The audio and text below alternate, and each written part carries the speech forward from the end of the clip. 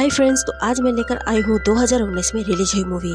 इस मूवी का नाम है जस्ट मर्सी और इस मूवी का IMDb रेटिंग है 7.6 आउट ऑफ 10। अगर आपको ये वीडियो अच्छी लगी तो लाइक करें, मुझे सपोर्ट करने के लिए चैनल को सब्सक्राइब करें।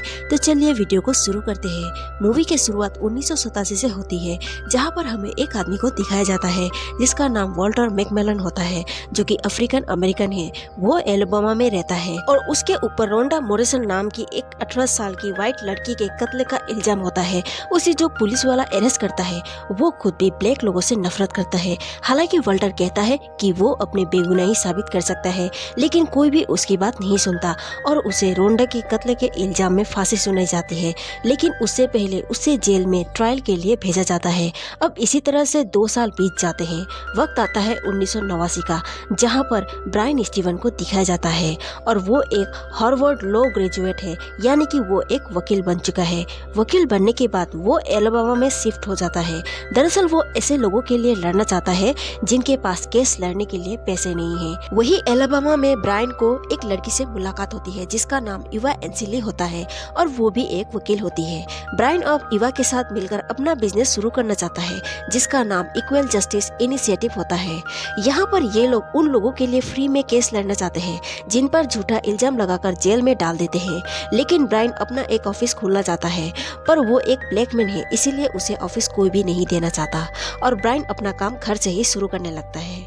ब्रायन अब उन कैदियों से मिलने के लिए डेथ रो जेल में जाता है, लेकिन जेल में उसके चेकिंग के नाम पर उसके सारे कपड़े को उतार देते हैं क्योंकि वो एक ब्लैकमैन है। अब वो ऐसे कैदियों से मिलता है जिनको डेथ रो विभाग में शामिल कर दिया था। डेथ रो विभाग वो होती है जिन्हें सजाए मौत दी जाती है।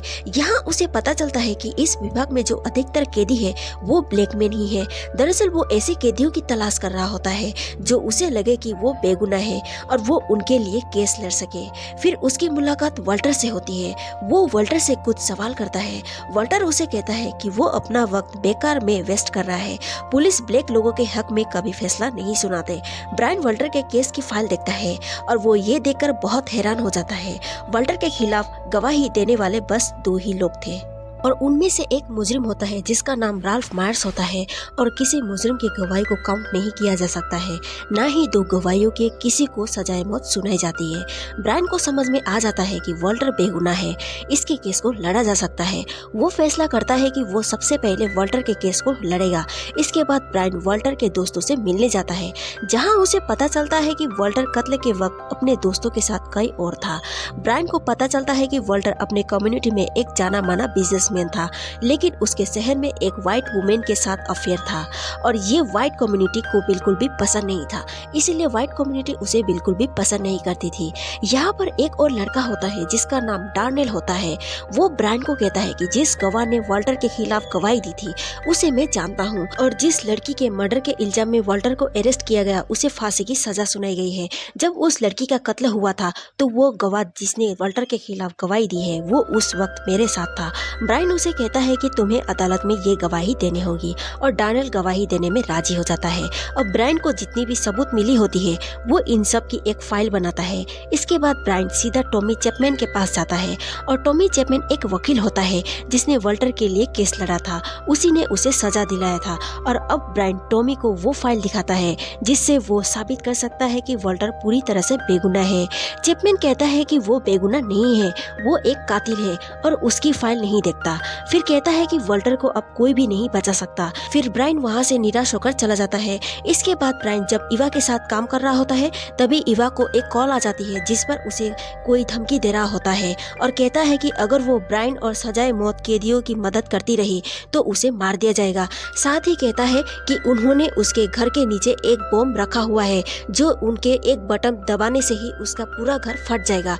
ये सुनकर इवा बहुत डर जाती है और फौरन पुलिस को बुला लेती है, लेकिन पुलिस को उसके घर पे कोई बम नहीं मिलता। फिर ब्रायन इवा से कहता है कि अगर वो चाहे तो उसके मदद करना छोड़ सकती है, लेकिन इवा पीछे हटने से साफ साफ इनकार कर देती है क्योंकि वो अपने बच्चों के लिए एक मिसाल कायम करना चाहती है। अब ये दोनों मिलके इक्वल जस्टिस इनिशिएटिव नाम के अपना एक ऑफिस खोलते हैं। अब यहाँ पर ब्रायन हार्वर्ड ली नाम के एक और कैदी का केस लड़ रहे होते हैं जिसके ऊपर इल्जाम होता है कि उसने अपनी गर्लफ्रेंड को बॉम्ब से उड़ा दिया। हार्वर्ड के दिमागी की हालत पूरी तरह से स्टेबल नहीं होती और ये बात उसके केस के फाइल में मेंशन नहीं होती। और अब इन्हें ये बात पता है, इसीलिए ब्रायन कोर्ट में अपील करता है कि हर्बर्ट ली की जो सजाए मौत है उसे आगे बढ़ा दिया जाए ताकि उसे और वक्त मिल जाए, वो उसके केस के इन्वेस्टिगेशन कर सके।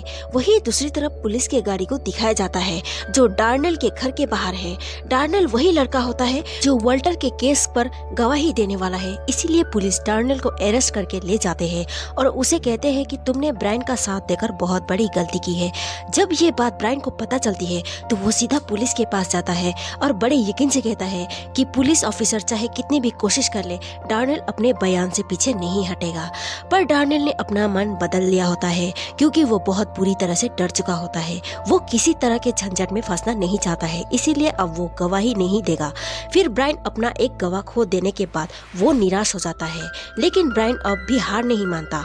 एक दिन जब वो रात के वक्त अपने गाड़ी से कहीं जा रहा होता है, तभी दो पुलिस ऑफिसर्स उसके गाड़ी को रोक लेते हैं। वो ब्रायन को गाड़ी से बाहर निकलने के लिए कहते हैं। फिर वो लोग ब्रायन के गाड़ी को पूरी तरह से चेक करते हैं।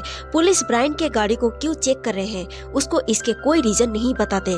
दरअसल पुलिस ऑफिसर्स ब्रायन को परेशान कर रहे होते हैं। वहीं ब्रायन ने हर्बर्ट ली के केस के लिए जो अपील की थी उस अपील को पूरी तरह से रिजेक्ट कर दिया जाता है और साफ साफ उसे बताया जाता है कि हर्बर्ट ने अपनी गर्लफ्रेंड नेस का कत्ल किया था, इसीलिए उसे सजाए मौत दी जाएगी। इस बात से ब्रायन को बहुत दुख होता है। वो हर्बर्ट के पास जाता है और उसे ये कहता है कि तुम्हारे जिंदगी की आखिरी पल में मैं तुम्हारे साथ दूंगा।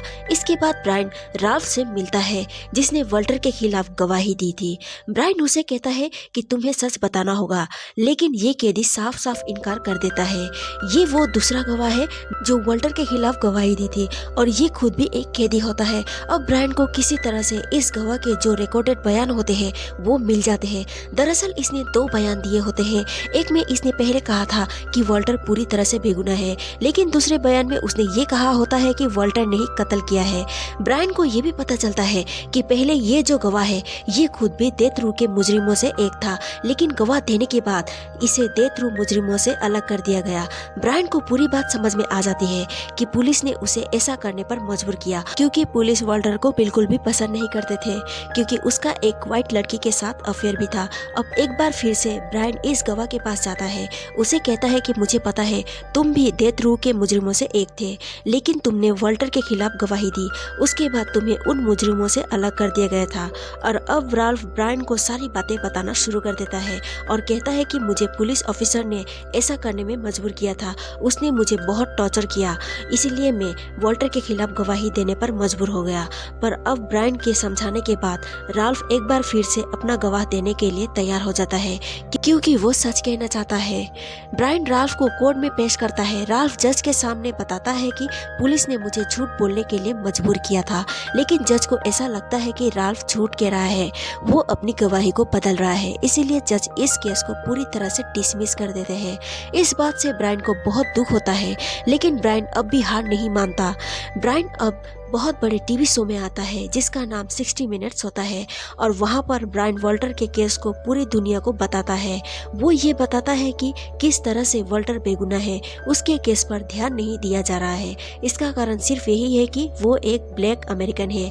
वो स्टेट गवर्नमेंट से अपील करता है कि उसके केस को सुप्रीम कोर्ट में रीओपन किया जाए। ब्रायन के इस पूरे स्टेटमेंट से एक बार फिर से वॉल्टर के केस को रीओपन करने की फैसला किया जाता है। इस बात से ब्रायन को और सभी ब्लैक लोगों को बहुत खुशी मिलती है। ब्रायन ने पुलिस की प्रशासन के खिलाफ जो भी कुछ कहा होता है, इससे एलाबामा के जितने भी प्रशासन होते हैं वो इसके खिलाफ यहाँ पर लोग आवाज उठाना शुरू कर देते हैं। लोग और मीडिया ये बात करना शुरू कर देते हैं कि पुलिस को, प्रशासन को, सुरक्षा बलों को रंग के आधार पर मतभेद नहीं करना चाहिए, जो कि सबको समान अधिकार देना चाहिए।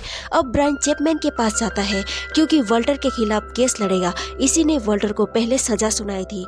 एक बार फिर से ब्रायन चैपमैन को कहता है कि वॉल्टर बेकसूर है, उसके खिलाफ जितने भी चार्जेस लगाए गए हैं तुम्हें वॉल्टर को उन सभी चार्जेस से पूरी तरह से मुक्त कर देना चाहिए। लेकिन चैपमैन को उसके बात पर बिल्कुल भी विश्वास नहीं होता। चैपमैन ब्रायन को वहां से जाने के लिए कहता है। अब मीडिया पर वॉल्टर का केस बहुत ज्यादा फेमस हो चुका होता है, जो चैपमैन भी टीवी पर ब्रायन को देखता है और वो खुद भी इस केस की इन्वेस्टिगेशन करता है। उसे समझ में आ जाता है कि वॉल्टर के साथ कहीं ना कहीं नाइंसाफी हुई है, वो कहीं ना कहीं बेगुनाह है। चैपमैन ब्रायन के पास जाता है और कहता है कि वो उसका साथ देगा। जब कोर्ट पर वॉल्टर की सुनवाई होती है, वहाँ पर चैपमैन भी होता है। चैपमैन वॉल्टर के खिलाफ जितने भी इल्जाम लगाए होते हैं वो सबके सब हटा देता है, जिससे पूरी तरह से वॉल्टर बेगुनाह साबित हो जाता है। वॉल्टर जिसे सजाए मौत मिलने वाली थी, उसे आज ब्रायन के वजह से उसे आज़ादी मिल गई होती है। वॉल्टर अपनी आज़ादी का अनाउंसमेंट सुन के बहुत ज़्यादा इमोशनल हो जाता है और वो ब्रायन का शुक्रिया अदा करता है। अब वॉल्टर 6 साल बाद अपने परिवार के पास वापस चला जाता है और आज़ादी के बाद उसकी ज़िंदगी अब पहले जैसे नहीं रहती। उसकी पत्नी उसके अफेयर की वजह से उसे डिवोर्स दे देती है और वॉल्टर किसी बीमारी का शिकार हो जाता है। ये बीमारी उसे अपने कैद के सदमे से लग जाती है।